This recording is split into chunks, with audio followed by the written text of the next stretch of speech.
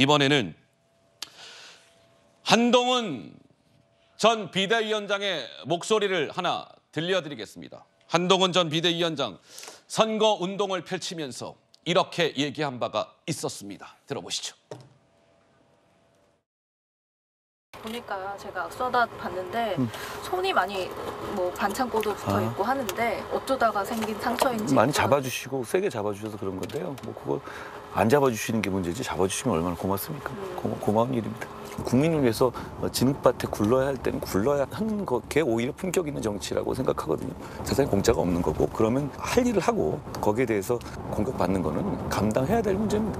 제가 정치 시작한 지 100일도 안 됐습니다. 아직 제가 여러분에게 뻥치고 거짓말하는 거 배우지 못했습니다. 저는 진심으로 약속드립니다. 저희를 선택해 주십시오. 제가 여러분 팀의 말단으로 여러분 팀의 맨 마지막 사람으로서 맨 뒤에서 맨 앞에서 반드시 대한민국이 망쳐지는 걸 막고 대한민국의 미래를 지킬 수 있게 해주십시오.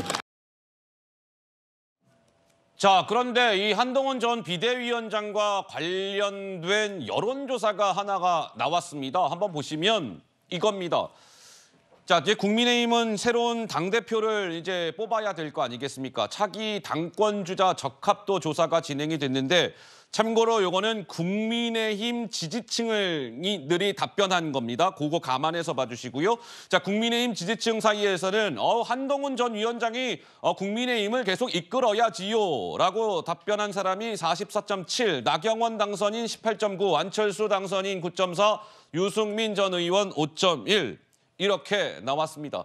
그러니까 국민의힘 지지층에서는 많은 격차를 벌리면서 한동훈 전 비대위원장이 차기 당권주자에 적합하다라는 의견을 제일 많이 받았다. 이제 이렇게 볼 수 있는 것인데 한동훈 전 위원장을 향해서 오늘 더불어민주당 수석 최고 정청래 최고는 한동훈 전 위원장을 겨냥해서 이렇게 발언을 이어갔습니다. 들어보시죠. 홍준표 시장과 윤석열 대통령이 4시간 넘게 만찬회동을 했다고 합니다. 이 소식을 접한 한동훈 씨는 무슨 생각이 들었을까? 진짜 폐쇄자가 된 느낌이 아니었을까? 한동훈 자신을 사정없이 두들겨 패던 홍준표를 말리기는커녕 대통령 관저로 불러 최대한 예우하고 전국 현안을 논의했다니 한동훈 씨로서는 끈떨어진 자신의 권력 무상을 절감하지 않았을까? 미루어 짐작이 됩니다. 글쎄요, 정청래 수석 최고는 지금 비대위원장직에서 퇴장을 한 한동훈 전 위원장을 오늘 오전 최고위 때도 저렇게 겨냥하는 발언을 이어갔습니다. 우리 강전의 변호사께서 하실 말씀이 있으실 듯하네요. 정청래 최고위원 같은 경우에는 폐쇄자라는 단어를 지금 쓰면서 이야기를 했는데요. 그 단어는 지금 보시는 것처럼 홍준표 대구시장의 SNS에서 따온 것으로 보입니다. 홍준표 시장 같은 경우에는 지난 한동훈 비대위원 그리고 이제 선거대책위원장의 그 상황에 대해서 굉장히 좀 불만을 가지고 계셨을 것 같아요. 본인이 어쨌든 다음번 대권에 있어서를 좀 생각을 하신다면 한동훈이라는 사람이 법무부 장관에서 갑작스럽게 여의도 정치를 뛰어들고 그 이후에 어떠한 개인기로서 참 어디를 가든 구름 같은 지지자들을 모으고 있지 않았습니까? 그 부분에 대해서 부럽기도 하고 또 어떠한 본인의 라이벌의식도 좀 있지 않았을까라는 생각을 하는데요.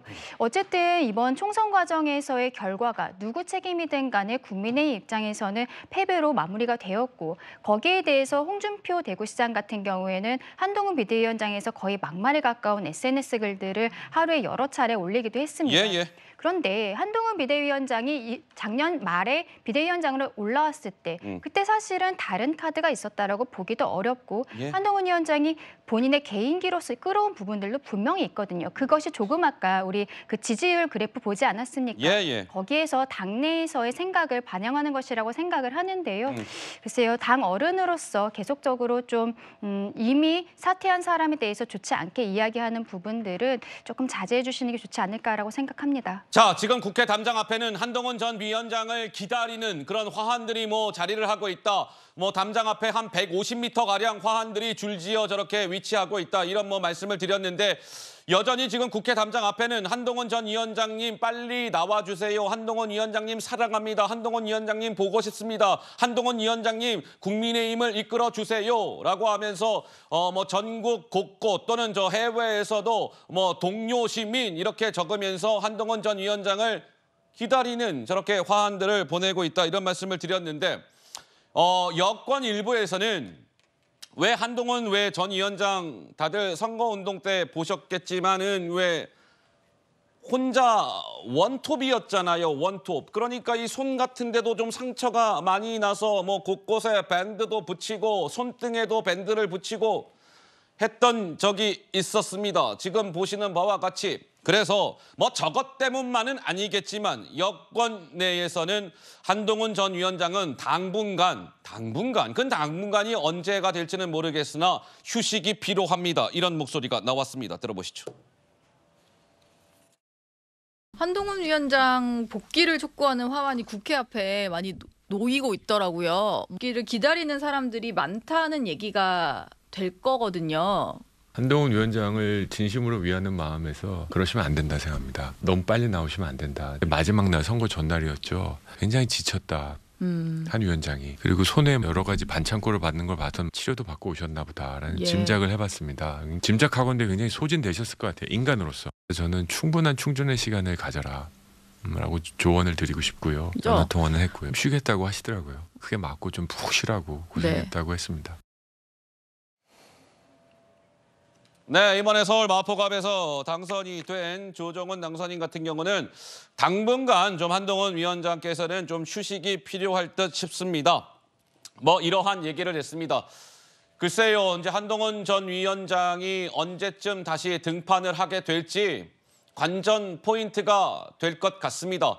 왜냐하면 당장 이제 국민의힘은 전당대회라는 것을 통해서 새로운 당대표를 뽑게 될 텐데 일단 그 시점부터 한동훈 전 위원장이 등판을 할지 말지를 두고 많은 이야기들이 오고 가게 될 것 같습니다.